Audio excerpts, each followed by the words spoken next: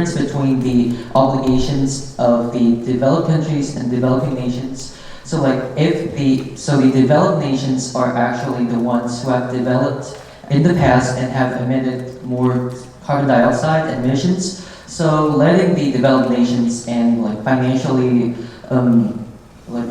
developed countries to actually dedicate and more financial assistance to the to raising the environmental protection while developing countries focusing on both economic development and sustainable development would be the ideal solution. Thank you. Does anyone have more questions? Okay, so let's finish the presentation from Team A. Team A has done an excellent job presenting on the topic. Please give another round of applause to the students of Team A for their hard work.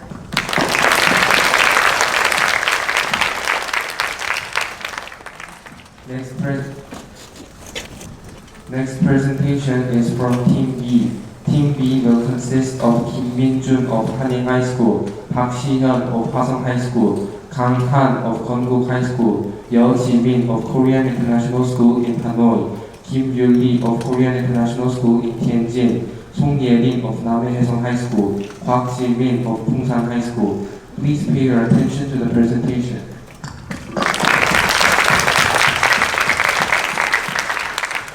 Good morning, ladies and gentlemen. Our names are Ye-rin, Yul-lee, Han, Si-hyun, Min-jun, Kwak Ji-min, Yeo Ji-min. Today, our team will give a presentation on the theme of science, technology, and human responsibility. Before we begin, I will briefly introduce our presentation. We will discuss three topics: human responsibilities in artificial intelligence, technologies that are possible but ethically restricted, and the misuse of technology. First, artificial intelligence and human responsibility. A few years ago, AI-generated videos were easy to recognize as fake. Many people remember the famous AI video of Will Smith eating spaghetti because it looked unnatural and unrealistic. Today, however, AI can create videos with realistic faces, natural movements, and convincing voices, making it difficult to tell what is real. While this technology brings many benefits in education, entertainment, and business, it also raises an important question: can you still distinguish reality from fiction? A clear example is autonomous driving. In 2018, an Uber self-driving test vehicle failed to recognize a pedestrian and caused a fatal accident. This tragedy raised a difficult question: who is responsible? Should we blame the AI, the company that developed it, or the human safety driver? AI cannot be punished or held legally responsible like a human, but the answer is not simple. Should the responsibility belong to the developer who designed the system, the company that released it, the safety driver who failed to react, or all of them together? As AI becomes more advanced and is used in more areas of society, determining responsibility becomes increasingly difficult. Another challenge is AI hallucination, which occurs when AI confidentially provides false information. I experienced this when ChatGPT gave me incorrect information about Namehesong High School. Although the answer sounded reliable, it was different from the school's official information. This experience reminded me that AI should support human thinking, not replace it. However, it also raises another difficult question.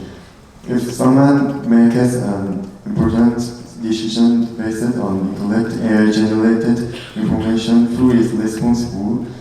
Should users verify that the information more carefully?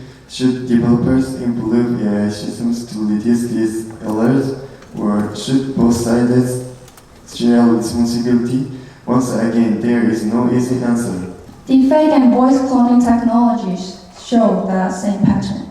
These technologies can be used for movies, education, and accessibility, but they can also be abused for crimes such as deepfake exploitation and voice phishing.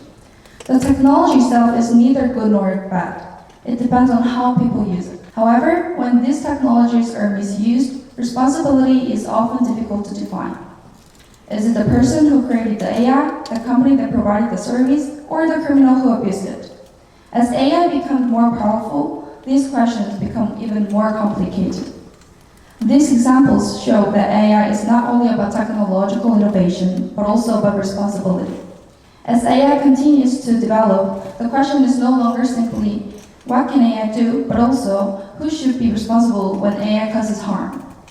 In many situations, there is no single answer.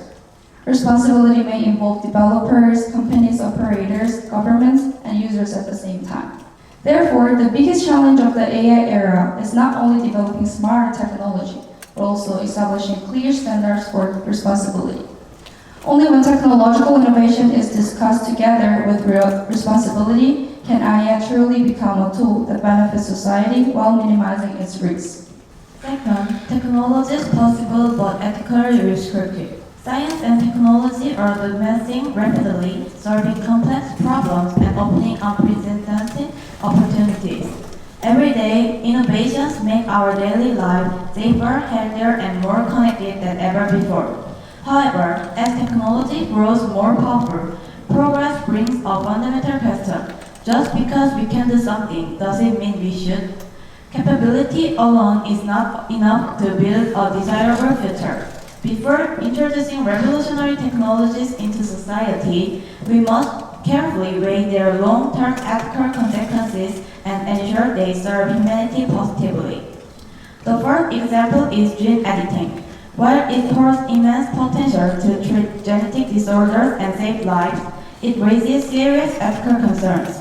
Should we alter the genes of future generations or create designer babies modified for intelligence or appearance? The debate intensified in 2018 when Chinese scientist He Zhenkui created the world's first gene-edited babies resistant to HIV. The experiment sparked widespread controversy due to unknown long-term risks and ethical violations, reminding us that technical success must be backed by ethical responsibility. Another example is autonomous weapons. AI is increasingly applied to military tech, creating weapons that can attack targets with minimal human control. While supporters cite improved efficiency and reduced risk for soldiers, it poses a profound dilemma. Should the machine decide human life or death? If an autonomous weapon strikes civilians, responsibility becomes unclear. Is it the programmer, the commander, or the government? Consequently, experts emphasize that humans must always remain in control of life and death decisions. The final example is cloud seeding, a technology used to create artificial rain. Cloud seeding can help reduce suffering from severe drought, improve agricultural production, and reduce water shortages. As climate change continues to affect many countries, this technology may become increasingly important. However, weather systems are extremely complex and connected. Artificially increasing rainfall in one area may unintentionally reduce rainfall somewhere else or affect nearby ecosystems and agriculture.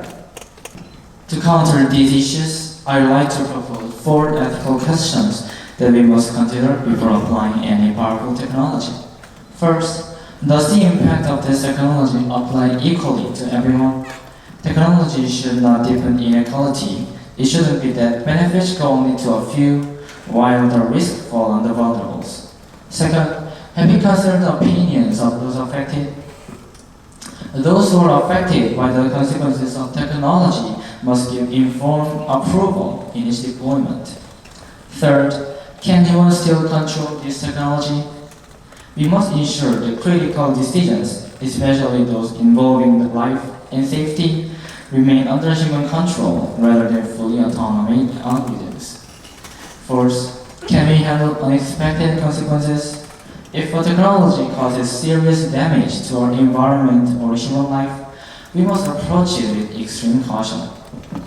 While science pushes the boundaries of innovation by asking, can we do it?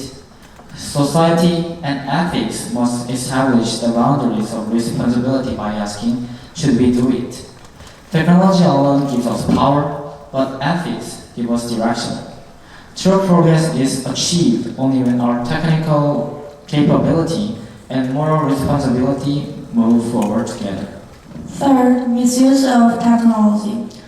Technology has made our lives more convenient than ever before. However, technology itself is neither good nor bad.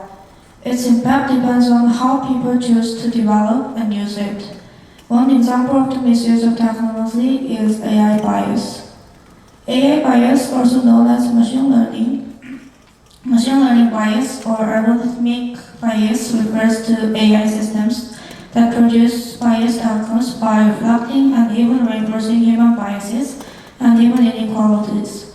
These biases can exist in the training data, algorithms, or the predictions generated by AI. Because AI learns from human created data, it can unintentionally reproduce stereotypes and discrimination. For instance, Frank analyzed AI gendered images of professionals such as judges, professors, and doctors. The results show that about 74% of the images depicted white people, while only 3% depicted black people. This suggests that racial bias can appear in AI-generated content. Another example is how AI represents Africa. Although Africa has made many modernities and is developing rapidly, AI still tends to generate traditional and outdated images of the continent. This shows that AI often reflects old stereotypes instead of today's reality. These examples do not mean that AI is intentionally discriminatory. Instead, they show that AI learns patterns that already exist in society. Therefore, developers should use diverse and balanced training data and continuously improve AI systems. At the same time, users should think critically and remember that AI-generated information is not always objective or free from bias. Another concept regarding the abuse of technology is planned obsolescence. To elaborate, it refers to intended malfunctions of devices designed by corporations with the expectation of gaining more profit from it. For example, if a consumer found out that their device is malfunctioning, they would spend more money for repair or buying a new product, which would consequently lead to the corporations gaining more profit. There are technologies that are solely dedicated to this. One of them is chipset-based repairing, which refers to putting a chip with a unique serial number in a device so that it will trigger an error code showing that the part is unauthorized whenever someone attempts to repair them. Another is the technology of counter chips. These chips, when put on a specific device, will count the number of usage of that device. And when the number reaches a certain limit, it will shut down itself, leading to the user thinking it is broken. This technique was used by various corporations of the world, but the most notable example would be the case of Batterygate. In 2017, Apple updated its models, which included iPhone 6 and 7 and the SE series. But the update was not about enhancing its models. Instead, it throttled the CPUs of the devices. The devices show symptoms of including sudden shutdowns, speed slowdown, and more. Apple was charged $1.1 billion after being exposed to this. When we examine AI bias and planned obsolescence together, we notice an important similarity. In both cases, technology itself is not the real problem. The problem lies in the decisions made by humans. Humans decide what data AI learns from. Humans decide how products are designed and how long they will last. Humans also decide whether technology is used to improve people's lives or simply to maximize profits. Therefore, responsibility can never be separated from technological development. As technology continues to evolve, innovation alone is not enough. We must also ensure that technology is fair, transparent, sustainable, and centered on human well-being. Only when these values guide technological progress can innovation truly make society better rather than creating new forms of inequality and harm.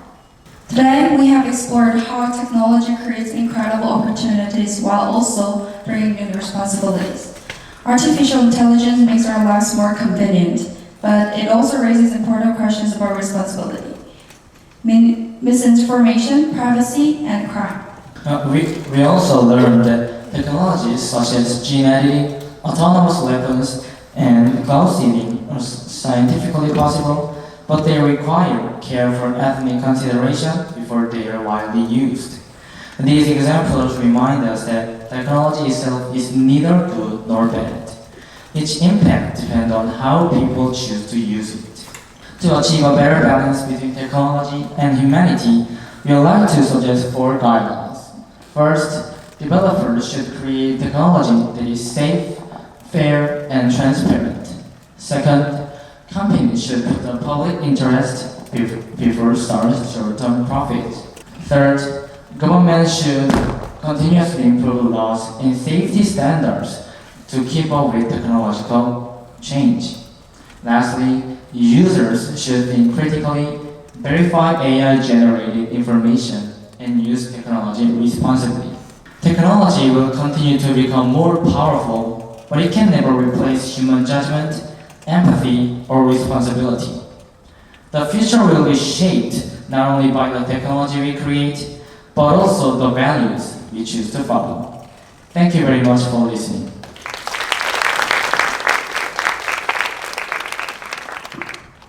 What an interesting presentation.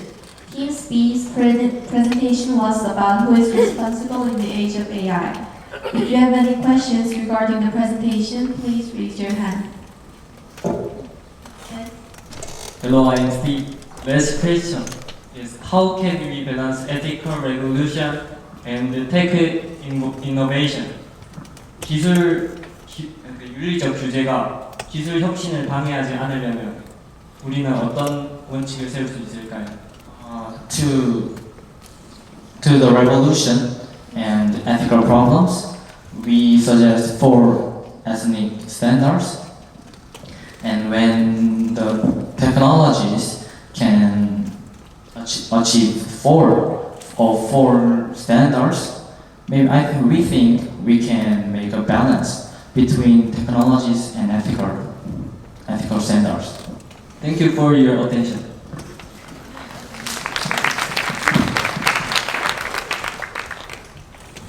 First of all, I enjoyed your presentation. I was particularly impressed by your comments regarding the responsibility of AI. I recently read an article stating that the number of people suffering from depression or suicidal thoughts has increased after conversing with AI. While the AI is at fault for conveying misinformation, the users who trusted the AI too much are also to blame. Team B, who do you think should be held responsible for this? Is it the AI development team or the individual? 한국어로 얘기하자면은 AI 책임에 관해 얘기해주신 부분이 굉장히 인상 깊었는데 제가 최근에 AI와의 정서적인 대화 이후 우울증에 걸리거나 자살衝動을 느끼는 사람들이 많아졌다는 기사를 본 적이 있습니다. 잘못된 정보를 전달해서 사용자의 이러한 결과에 이르게 만드는 AI의 잘못도 있지만 AI를 너무 믿고 AI를 잘못 사용한 사용자의 잘못도 있다고 생각합니다. 팀 B에서는 이에 대해 누가 책임을 져야 한다고 생각하시는지 혹은 공동 책임을 져야 한다면 책임의 비율은 어떻게 생각하는지 궁금합니다. I think both underlying social bias in data and the developers who use that data without correction have both responsible for that data using. Companies and individuals have a responsibility to recognize and mitigate bias when it's known. I think so. Thank you. Does anyone have more questions? Thank you for the presentation. Do you think users can distinguish AI hallucinations from factual information?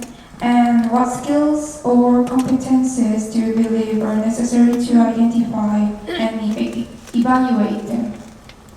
Can you repeat the question, please? Do you think users can distinguish AI hallucinations from factual information? And what skills or competences do you believe are necessary to identify and evaluate them?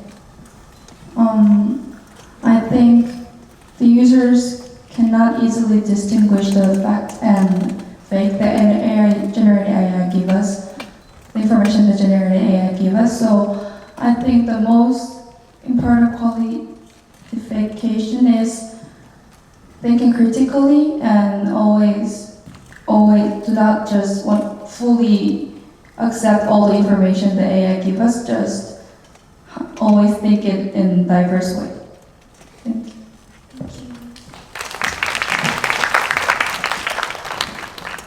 Thank you for preparing the chapter first. My question is, I heard that developers need to take into account factors like transparency. I think this is currently the most difficult problem to solve in development. So, do you have any concrete ideas for considering how these elements could actually be implemented? I'm sorry, but I think we didn't understand your question. 한국어로 말씀드리자면은 이제 개발자가 안전이나 투명성과 같은 요소들에 대하여 이를 고려해서 AI를 개발해야 된다고 하셨는데 저는 이 과정이 현재 개발에 있어서 가장 큰 문제고 가장 해결하기 어렵다고 생각하시는데 혹시 이에 관해서 구체적인 방안을 생각해 보신 적 있으신지 질문드리고 싶습니다. I think the most important thing to secure data diversity is developing and training AI from lots of data and operate ethical guidelines to ensure algorithms. Yeah. Thank you.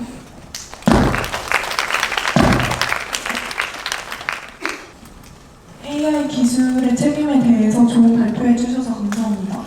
우선 그 할루시네이션을 예로 들어주셨는데 할루시네이션 또한 인간이 AI 기술을 발전시키며 예측 불가능했던 걸로 알고 있습니다. 그런데 윤리적 질문 파트에서 인간이 어떤 기술을 발전시킬 때 예측 불가능하다면 AI 기술에 대해서는 다 생각을 해봐야 한다고 생각을 하는데요. 그러면 우리의 AI 기술에 대한 발전은 이러한 문제점을 보완했을 때 어떤 방향으로 발전되어야 할까요? AI is made by humans, and they are a part of robots. We think so, and robots, I think, should develop to the direction to benefit of humans, and maybe that is in the standards. AI can neglect this one question, one standards, but AI is, I think, a little different because they can get a human mind in the future. So a little unprecedented AI is, but if the developers should remind these 4 questions, and if they work a little hard, I think they can make the results and programs are more accurate and more morally, I think.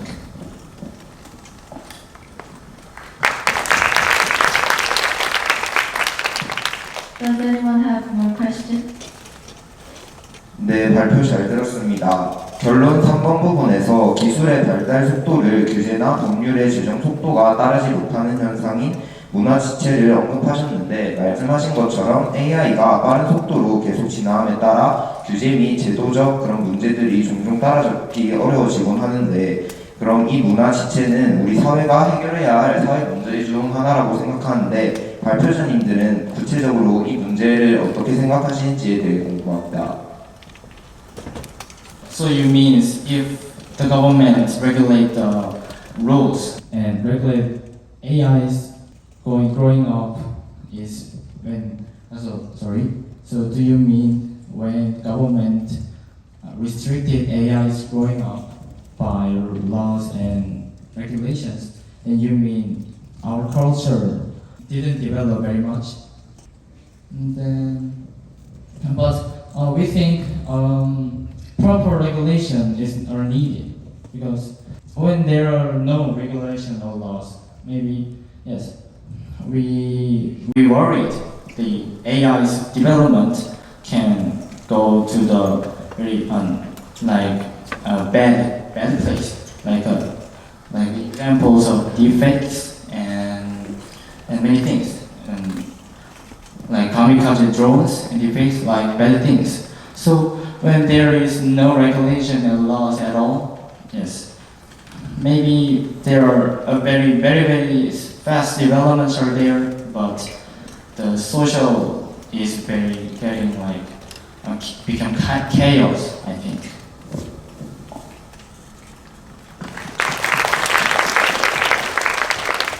Does anyone have more questions? AI를 학습시키는 과정에서 무단으로 데이터를 받아들이게 되면서 요즘에 디즈니나 유명 작가들이 그 AI 기업을 상대로 저작권 소송을 내고 있는 그런 상황이 있는데, AI 학습이나 저작권 갈등이 이로 인해 심화되고 있는데, 이런 해결을 위해서 어떤 윤리적이고 제도적인 대안이 필요할지 묻고 싶습니다. So you mean can you repeat the question, please? AI를 학습시키는 과정에서 무단으로 데이터를 받아들이게 되면서 그런 데이터를 가지고 있던 디즈니나 유명 작가들이 그런 AI 기업들을 상대로 저작권 소송을 내는 상황이 있는데, 이런 상황을 해결하기 위해서 어떤 윤리적이고 제도적인 대안이 필요한지 궁금합니다. So you mean the not allowed production and produce is by AI, you mean, right? This problem. Maybe I think so. Like this problem, I think regulation and laws are needed, because but I think it's not just a one nation problem, but this is like the entire world problem. So maybe one world's laws or regulation are not enough. So like United Nations or United Nations like that, they should establish a very strong regulation in case of not allowed production.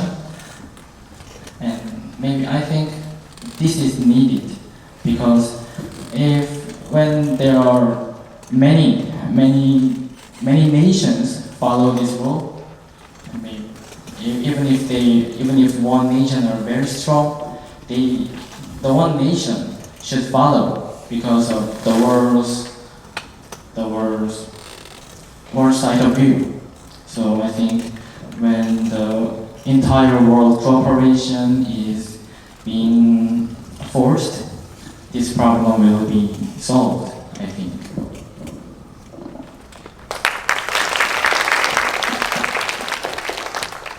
마지막 결론에서 사용자는 비판적으로 사고하고 AI가 생성한 정보를 검증하고 이런 식으로 결론을 내려주셨는데, 이렇게 하면 사용자에게 너무 많은 책임과 역량을 요구하는 것 같아서 잘 실현될지 의문이 듭니다. AI를 안전하게 사용하면서도 이러한 부담을 줄일 수 있는 실질적인 방법은 무엇이라고 생각하시나요? We don't think the users have to put all the responsibilities of here. I think when the users should put all of the responsibilities, that is a problem of regulation or their standards. So before it goes to users, the government or companies should restrict it a little, burden things before they release new programs or approve new programs. So in this way, we think we can make a burden less to the users.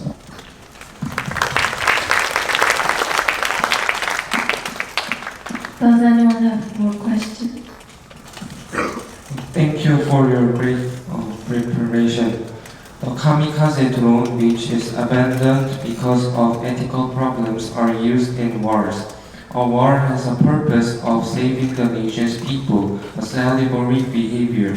Then, Isn't there a bias by using a drone by saving its own nation's people and killing the enemies, which can harm many people?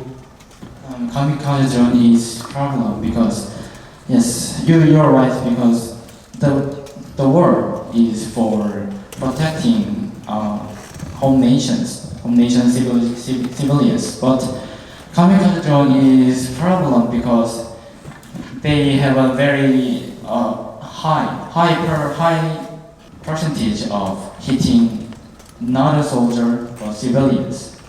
So yes, but because of, in spite of the war, the civilian shouldn't be harmed so much. So it is a problem of kamikaze drone, I think.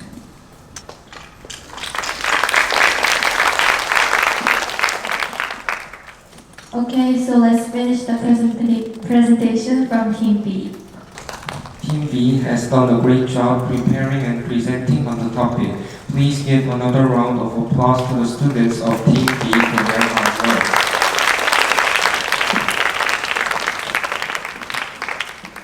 We all have listened carefully to the presentations from Team A and Team B. Thanks to the excellent preparation by the participating schools and presenters, we were able to have rich presentations. We would also like to thank the audience for listening attentively for such a long time. We will take a short 20-minute break, after which presentations from Team C, Team D will continue from the same spot. Please take a break until 10:20 and listen carefully to the next presentations as well. We have been the hosts, Kim Hyo-in, Kim Min-ju. Thank you.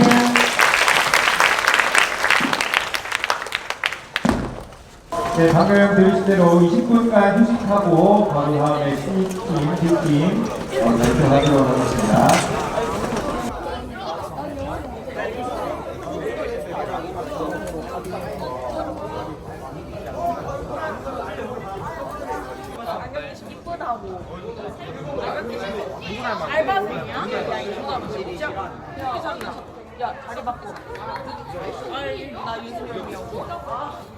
I think everyone is ready. Shall we start again?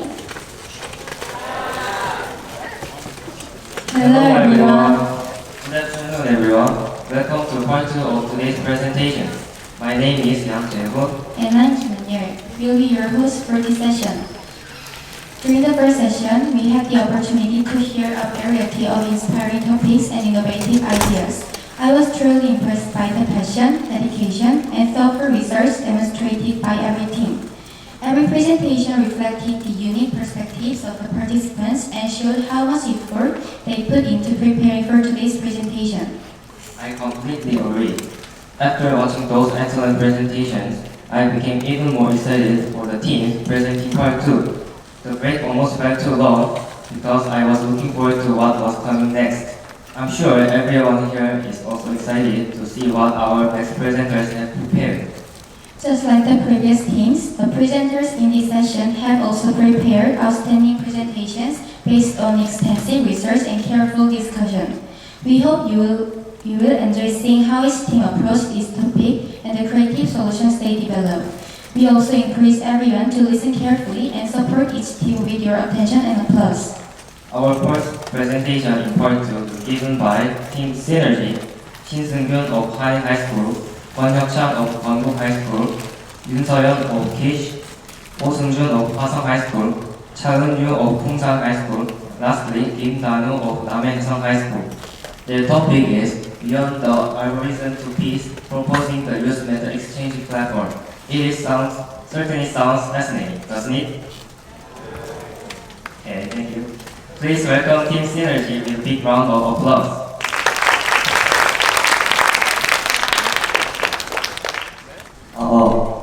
Good morning, ladies and gentlemen. We're Team Synergy. My name is Hyuk-chang Kwon. 서현윤, 단우kyun, and 승변신. Today, the use of Korea, Japan, Vietnam, and China are connected more closely than ever before. With a single click, teenagers can experience each other's countries, cultures, and meet inside the meta universe. and this is our content. To begin, let us look at the central paradox of our contemporary digital society. As shown on slide 1, we live in an era of unprecedented hyperconnectivity, making communicate where global internet usage is approaching 74% of time or space, making communication possible without the constraints of time or space. However, this hyperconnectivity brings a paradoxical reality. Despite increased digital access, online hate speech targeting other nationalities, cyberbullying and xenophobic harassment are actually intensifying. This adolescent vulnerability is particularly severe, as statistics indicate that 68.3% of adolescents have witnessed online hate speech, turning digital hostility into a critical social issue that demands immediate structural intervention. To investigate why this paradox occurs, we find an invisible wall created by commercial algorithms. Modern platform architectures rely on personalized recommendation systems that repeatedly expose users only to information similar to their existing preferences, shaping a highly biased overview through filter models. Inside these algorithmic structures, interactions occur solely within echo chambers of like-minded groups, continuously reinforcing pre-existing biases. Ultimately, this leads to a complete disconnection with other groups, where the loss of opportunities to access diverse cultures and perspectives steadily diminishes the openness and empathy of young people. To understand how individual bias escalates into systemic hostility, we mapped out the specific four-phase mechanism of adolescent online hate. Phase 1 begins with algorithmic recommendations that prioritize sensational and provocative content to maximize engagement. In Phase 2, this constant exposure reinforces stereotypes, entrenching negative perceptions of other cultures and nationalities. Phase 3 leads to the active generation and spread of online hate speech across digital forums. Finally, Phase 4 culminates in the escalation of blind cultural animosity and severe cyber conflicts, transforming virtual spaces into arenas of hostility. At its core, the root of this mechanism lies in a profound lack of cultural consensus. As outlined in slide 4, our current fragmented media consumption, driven by short-form social media feeds, severely hinders in our deep understanding of others. The consequence of this missing conscience is that superficial information alone cannot dispel entrenched prejudices, and in fact carries the high risk of depending them further. Therefore, as our ultimate solution, we must lay a new foundation of mutual understanding and respect by leveraging the unifying power of traditional culture. Why specifically traditional culture? First, traditional culture serves as a direct antidote to distorted algorithms by creating the narrow perspectives, shaped by short-form content and breaking ingrained stereotypes about neighboring cultures. Second, also expressed differently across borders, traditional cultures reflect universal human values, allowing us to resolve regional conflicts and foster empathy beyond national borders. Third, like fleeting viral trends that quickly fade, traditional culture promotes lasting mutual respect through a deeper, enduring understanding of another country's history, roots, and identity. However, to make traditional culture effective for digital natives, we must design heritage experiences that naturally attract teenagers. First, through integration with modernity, combining tradition with contemporary trends encourage voluntary youth participation and make heritage familiar. Second, enhancing accessibility by presenting culture in intuitive, familiar formats lowers participation barriers and sustains long-term engagement. Third, creating rich participation opportunities through hands-on experiences and creative activities deepen understanding, helping teenagers actively embrace shared cultural values. A prime example of this approach is the Korean model, which excels at creative adaptation and popular culture integration. For instance, example 1 shows how Minachi reimagined Sunga, a traditional Korean pansori, with pop music and contemporary dance to achieve viral global success. Example 2 highlights BTS Daechita, which seamlessly blended traditional Joseon chord music with K-pop beats to top global charts. Lastly, example 3 demonstrates how the National Museum of Korea reinterprets traditional artifacts in to trendy modern products, making cultural heritage exceptionally accessible and popular among the younger generation. In contrast, the Japanese model focuses on authentic preservation, deep craftsmanship, and meticulous storytelling. By preserving the original forms of centuries-old art such as kabuki theater, local Matsuri festivals, and traditional arts and crafts, Japan commands deep respect and emotional resonance. Rather than relying on fast-moving pop culture trends, the strategy engages youth through historical narrative depth, authenticity, and profound respect for cultural roots. When we compare both approaches in slide 10, key implication emerging in regional platform design. The characteristic of Korea lies in dynamic interpretation in a modern accessibility that offers high accessibility. While Japan commands respect through the presentation of its original form and explicit craftsmanship, both models have successfully achieved high use accessibility in their own. Therefore, as our proposal for an integrated strategy, we establish an optimal method for regional culture exchange by combining the strengths of both models, merging dynamic interactive engagement with ethnic culture circling. Now, let's examine how traditional culture can be digitized to reach youth globally. As shown on slide 11, the first element is 3D heritage,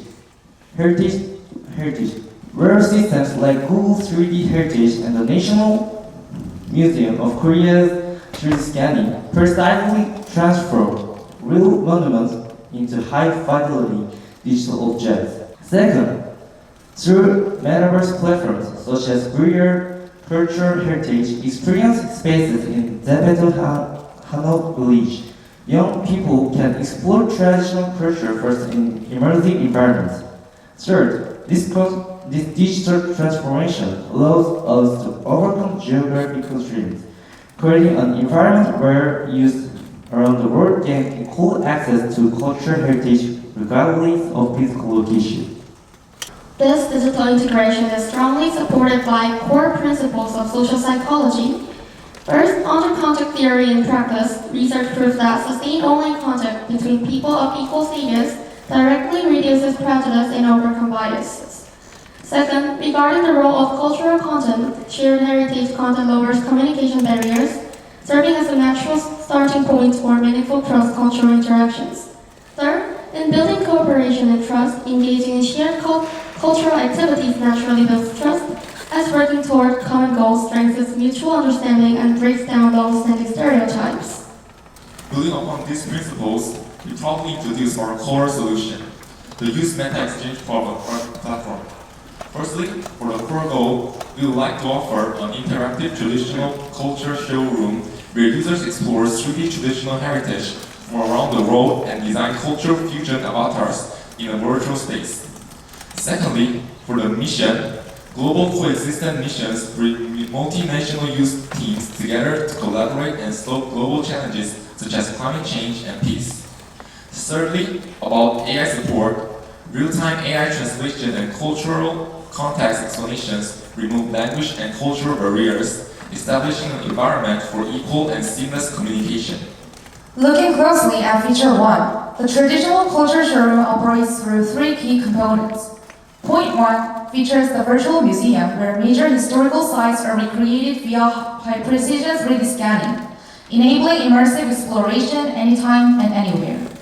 Point 2 enables cultural fusion avatar creation, allowing users to combine traditional garments like hanbok and kimono with modern fashion items to proudly express their hybrid cultural identities. Point 3 facilitates interactive learning through virtual selfies, costume experiences, and cultural quizzes that naturally foster deeper appreciation and engagement among users. Feature 2 centers on global coexistence mission to foster active teamwork and unity. First, collaborative rooms provide virtual spaces where multinational youth teams analyze critical issues like climate change and peace to co-create solutions. Second, building a sense of unity occurs organically as working toward shared goals encourage mutual respect for cultural differences and build deep interpersonal trust. Third, the gamification elements including reward points and team ranking keep participants constantly motivate, and ensure active, long-term platform engagement. To ensure a sustainable and safe environment, our platform incorporates a robust safety and ethical design framework. First, AI-powered hate speech filtering provides the first line of defense by instantly detecting and blocking harmful language to protect young users. Second, our reporting and enforcement system triggers immediate moderation and appropriate actions within the virtual space to maintain community standards. Third, a dedicated separate team of digital safety specialists delivers continuous monitoring and real-time assistance, securing a safe space for cross-cultural dialogue. The practicability of our model is already proven by real-world cases like the National Museum of Korea on Japan. First, major cultural artifacts were successfully recreated on a metaverse platform, allowing international use to explore them without spatial or temporal limits. Second, interactive experiences enable users to recreate poses of the national treasure pencil with their avatars and take virtual selfies, generating high engagement. Third, demonstrating its global impact, the platform recorded approximately 29.7 million cumulative visits with over 93% coming from overseas, serving the immense international appeal of digital culture exchange. Through these mechanisms, our platform achieves the broader spread of digital peace across three dimensions. First, it promotes multicultural acceptance by helping young people respect and understand diverse cultures, turning differences into valuable opportunities for more mutual learning. Second, it cultivates global citizenship as joint project participations builds empathy, solidarity, and mutual respect beyond national borders. Third, it guarantees equal opportunities for exchange, providing digital accessibility so that all youth can participate in international culture exchange regardless of location or economical background. In conclusion, our initiative stands firmly on the principle of peace over algorithm. The key point of our proposal is an innovative platform designed for youth to cross boundaries and build genuine empathy. Our core message emphasizes uniting through culture and technology to open a new era of digital peace. Finally, regarding the solution of challenges, we reaffirm that ethical platform design and continuously safely monitoring are the crucial determinants of long-term success. We would like to thank you, the Bomusum International Academic Forum, and everyone in this audience for your kind and thoughtful action. We welcome any question you may have.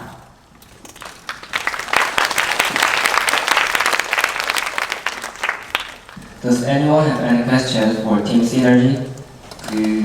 온라인 문화 교류를 통해서 편견을 줄일 수 있다고 하셨는데 자주 접촉을 할수록 편견이 줄어든다고 하셨는데 그때 어떻게 그 동등한 위치에서 교류를 해야 되는데 어떻게 동등한 위치를 만들 것이며 또 어떻게 장기적으로 그 교류를 이어나갈 수 있을지 그 방안에 대해서 궁금합니다. Thank you for your question first. And the same status we make, we use English ordinary and each control language use.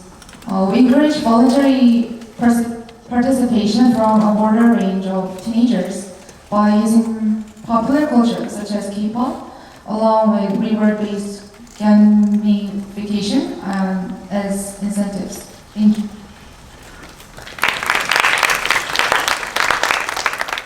Are there any further questions? 일단 발표 정말 잘 들었고요. 그 문화적 교류를 이루는 과정에서 디지털 기술들을 많이 사용을 하셨던 걸로 기억을 합니다. 메타버스라든가 그런 디지털 기술들을 많이 활용을 하셨는데 지금 전 세계에는 그런 디지털 기술이나 인터넷을 쉽게 접하지 못하는 개발도상국이나 낙후 지역들이 많이 있습니다. 그런 지역들의 문화적 교류까지 챙기기 위해서는 어떤 방안이 필요한지 뭔가 생각하신 게 있는지 궁금합니다. Firstly, thank you for your question. And you said that the technology is unequal over the world, but as firstly introduced that over 30 years, the rate of people using internet increased from 0.05% to 72%, and in the future it will grow more rapidly. So maybe in the future, not far future, almost every person, every people in the world will be able to use internet, and if not, developed countries can provide financial support to developing countries to address this problem. Are there any further questions?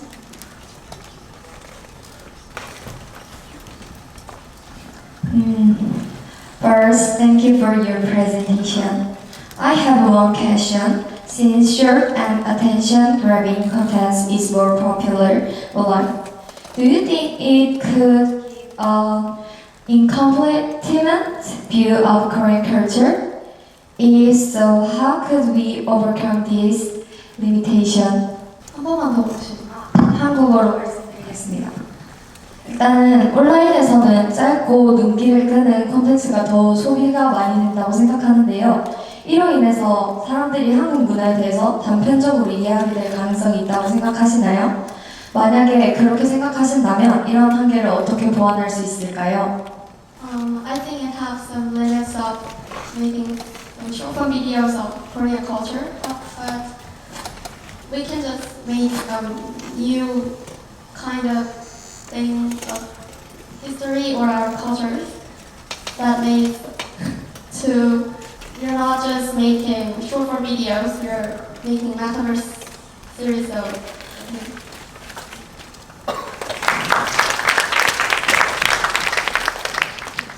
Does anyone have any questions? This will be the last question.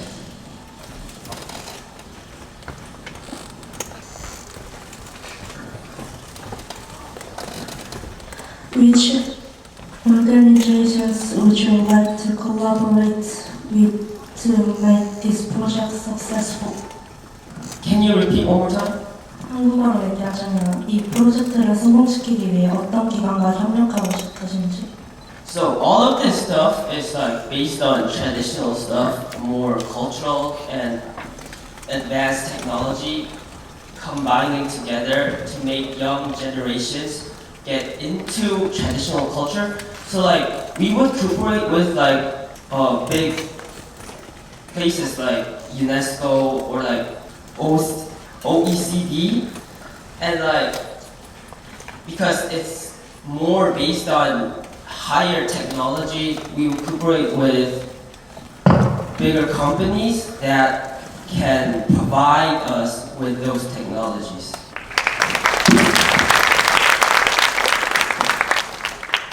Let's give another big round of applause to Team Synergy for their wonderful presentation. It was a presentation that truly reflected the team's creativity and unique perspective. Thank you for sharing such an innovative and meaningful idea with all of us today. Absolutely. I was especially impressed by their idea of creating a platform where young people can collaborate to solve global challenges. It was inspiring to see how they develop such clever ideas from their own perspective. Their presentation reminded us that young generation can make meaningful contributions to creating a better future.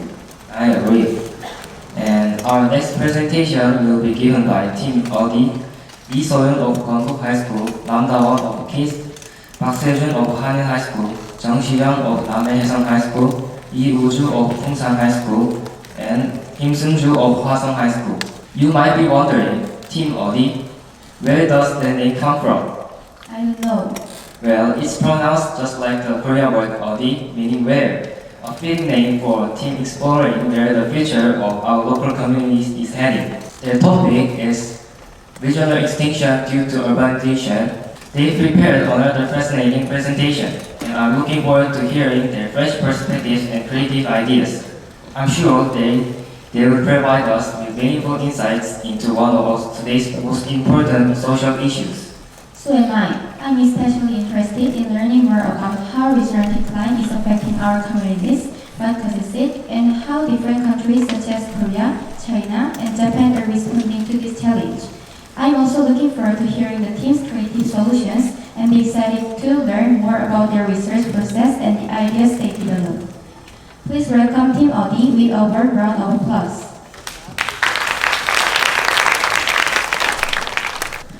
Hello everyone, we are 어디죠? I'm Silvery.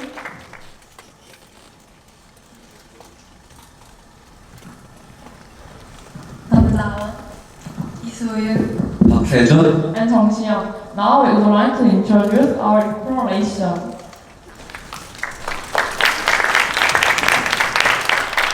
The order is as follows: problem, comparison, and solution.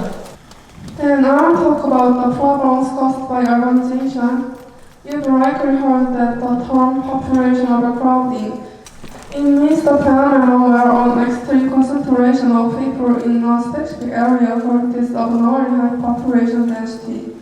Today, South Korea is suffering from this exact crisis on an unprecedented scale. More than 50 of the country's entire population is packed into the Seoul capital area, which occupies a mere 11.8% of the national territory. Seoul's population alone has skyrocketed from 3 million in the 1960s to roughly 9.2 to 7 million today. Meanwhile, the reality on the other side of the spectrum is dire. Half of all cities, countries, and districts nationwide have officially entered the risk of extinction category, with about 58 schools shutting down this year alone. Infrastructure in non-capital regions such as roads, railways, and hospitals now sees ideal due to planning utilization rates drastically lowering overall reduced efficiency, while maintenance costs continue to crowd. This extreme concentration is breaking the quality of life within the capital region as well. The influx of people into urban areas has caused housing demand and prices to show, deepening wealth inequality. Faced with overwhelming house costing and living expense, young people are increasingly forced to give up on marriage and childbirth. A saturating South Korea's world record ultra-low fertility crisis.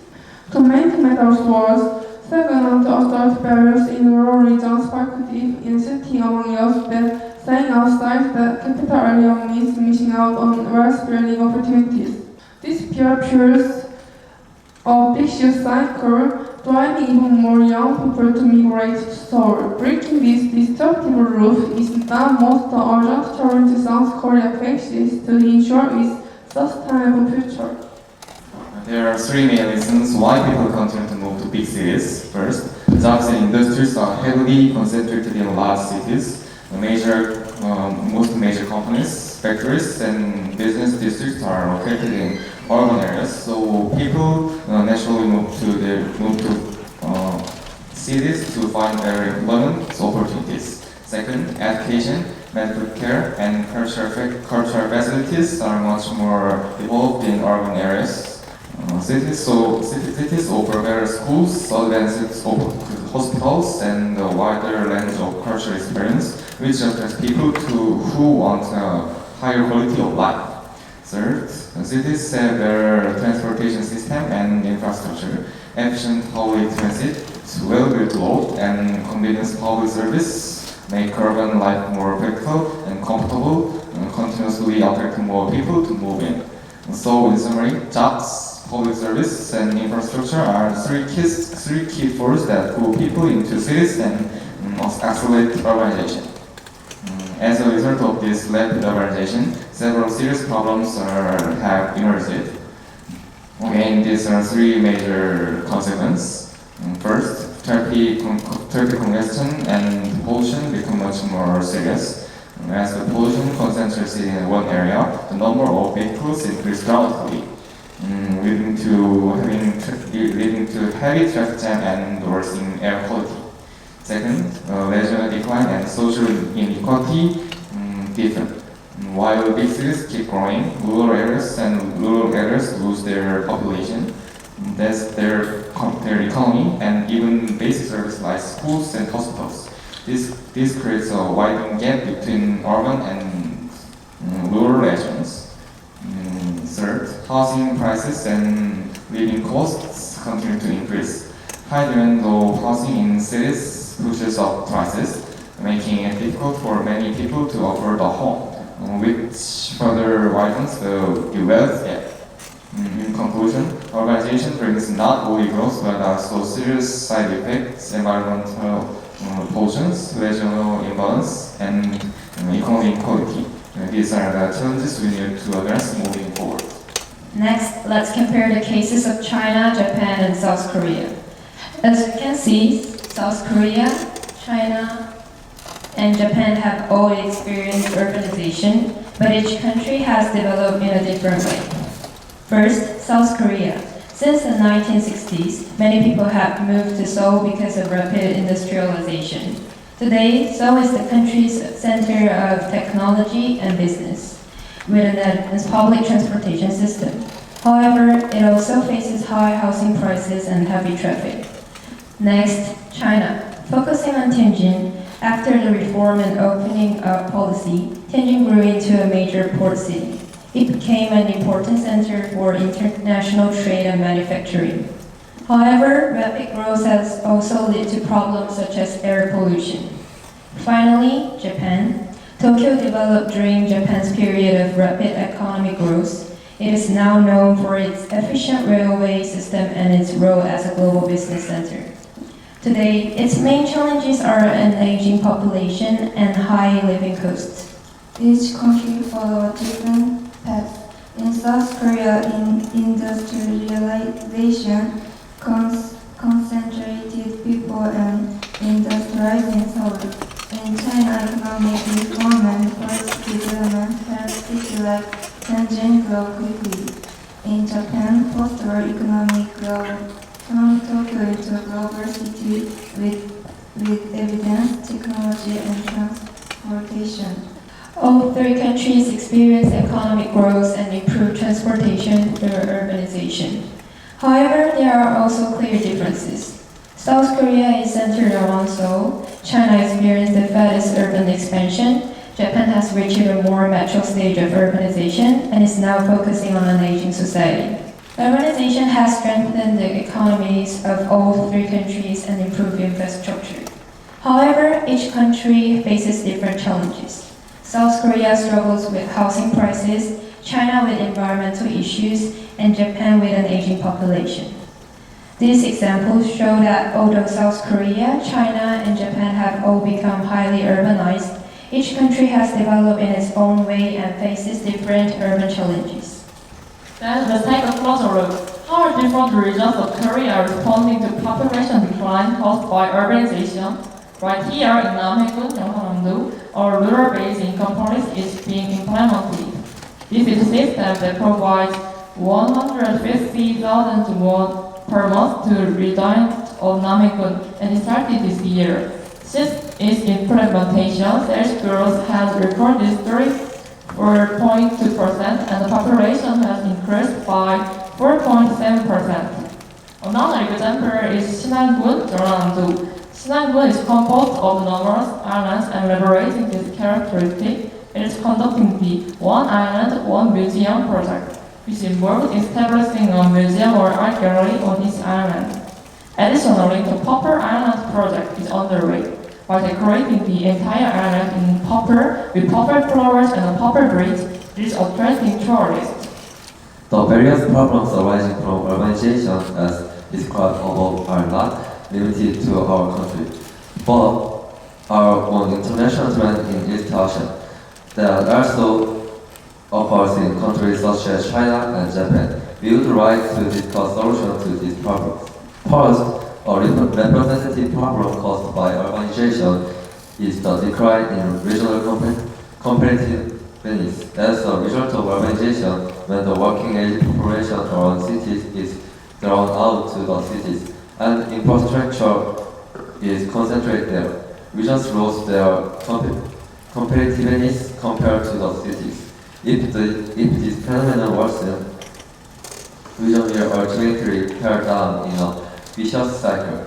To solve these problems, it is ultimately important to build solidarity among small regions that can stand up against the metropolitan. And to achieve solidarity effectively, the movement of psychical and human resources among the regions can be facilitated to strengthen solidarity. Communities formed in this way between regions can have a shared economic effect, similar to that of the European Union. Moreover, under the region areas plan, issuing visa to foreigners would be more easier than in cities, attracting foreign companies from countries such as China and Japan, thereby creating their one competitive advantage. The second issue is the polarization of housing prices, which is the most important aspect of our housing. As people and infrastructure concentrate in big cities, housing prices in rural areas may fall, while prices in cities may rise too much. One of the causes of this problem is that people buy housing not for actual residence, but for investment or the transfer of assets. It is a method of passing down a house to descendants in exchange for paying higher income taxes based on the belief that housing prices in the city will rise. If the capital gains tax on housing in the region is lower to address this problem, urban demand will eventually be dispersed to the province. Housing prices in the cities will fall, and in the region, the economy will be revitalized. The next solution is to relocate the headquarters of public enterprises to provincial areas and provide subsidies to private companies for relocation. This can increase the influx of population. Additionally, the living environment can be improved by establishing infrastructure. Thank you for listening.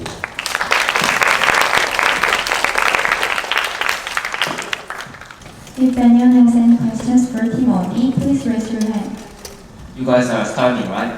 Thank you for your great speech about regional extinction due to urbanization.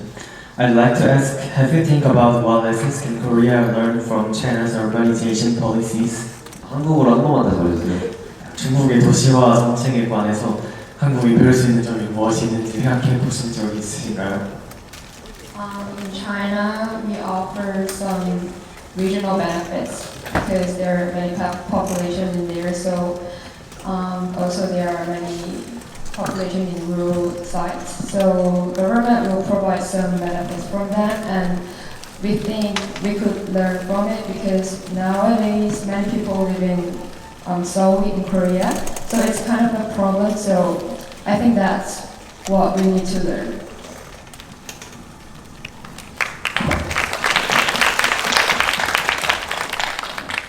Is there any further question? 저 해결책 파트에서 지역 병합 내용이 있었던 것 같은데 지역 병합 시 지역 문화간의 차이 등으로 인해 범죄 발생할 우려가 있다고 생각했는데요. 혹시 이에 관련하여 해결책을 생각해 보신 적이 있는지 궁금합니다. It's about not political association. It's about economic association. So, I think in there are no many cultural attraction. So it's no problem, I think.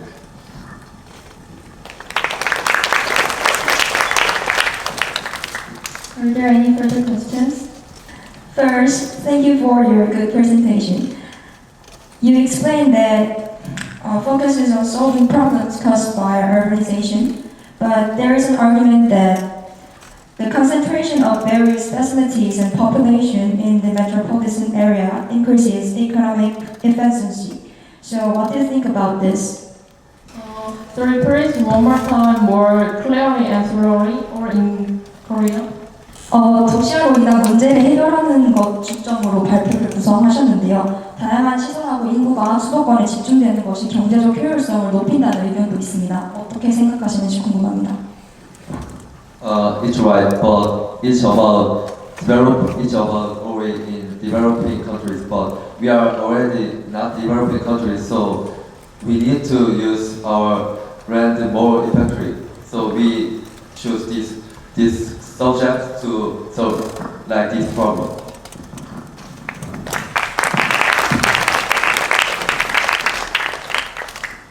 It might be the last question. Is there any questions more? 아까 polarization of housing에 대해서 priority public housing을 해결책으로 제시해 주셨는데 여기서 특정 취약 계층에게 취약성을 이용하는 우선권을 준다면 이를 오래된 대기온 원래 그 지역의 사람들이나 거기에 청년층이 역차별을 느낄 수 있습니다. 이런 형평성 문제는 어떻게 해결할지 질문할 수 있어요. It's not about individual unprivileged. It's about unprivileged region. So in region, many people live, and there are many different people. So not only unprivileged individual get discrimination, and in region finally be more effectively good for our country's developing.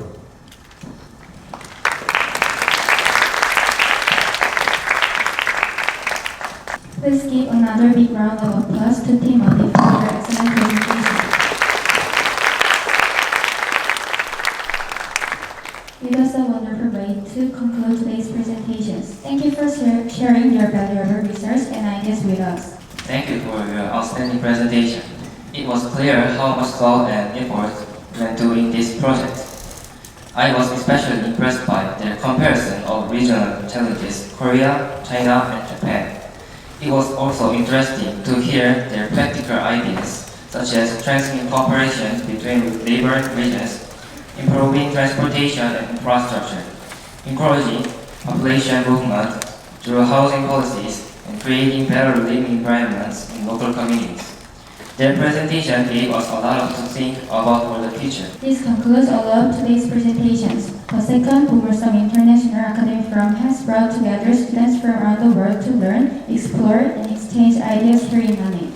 Watching everyone's confident presentations today reminded us that this forum has been a valuable opportunity for learning and personal growth. We hope today's presentations have inspired everyone with new ideas and meaningful experiences. I'd like to give sincere round of applause to all the students who participated and worked so hard for their presentations. Your passion, creativity, and dedication made today's forum truly memorable. I hope this experience will inspire you to take on new challenges and move one step closer to your dreams. We would also like to express our sincere thanks to all the teachers, participants from around the world, and audience members for making today's forum possible. Your encouragement and support have meant a great deal to every participant. After the end of presentation, lunch is scheduled at 12 p.m. and cultural exchange performance will be held after having lunch. Thank you for your attention. We have been your host, Kim Yoon-yeol and Yang Jae-ho. Thank you very much.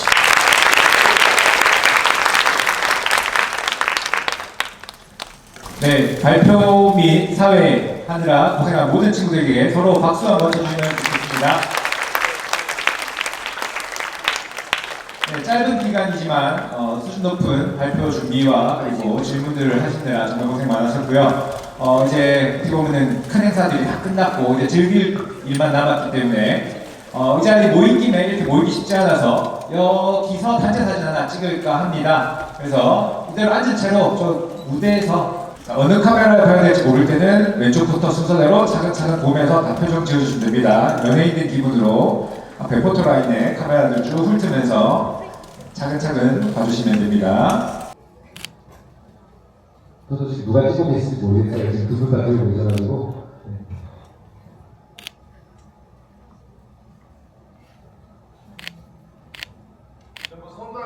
자, 찍을게요. 자, 이제 나 찍을게요. 자, 찍습니다.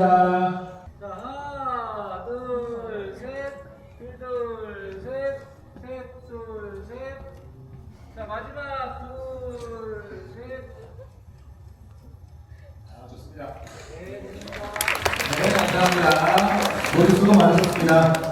자, 이후 일정에 대해서 안내해 드리도록 하겠습니다. 지금 11시 15분 지나가고 있습니다. 그래서 점심시간 시간이 남아있기 때문에 교실에서 남아서 교실로 가셔서 재학생들도 교실로 가시고 그다음에 포럼 참가 친구들도 이제 오후에 요리도 해야 될 게 있기 때문에 각자 교실, 1학년 교실 조금 필요하시면은 이제 지금은 또 학교별로 준비를 해야 되니까는 준비하시면 될 것 같고요. 점심은 원래대로 포럼 참가하는 친구들과 스태프들이 12시에 먹고 그 다음에 재학생들은 12시 반에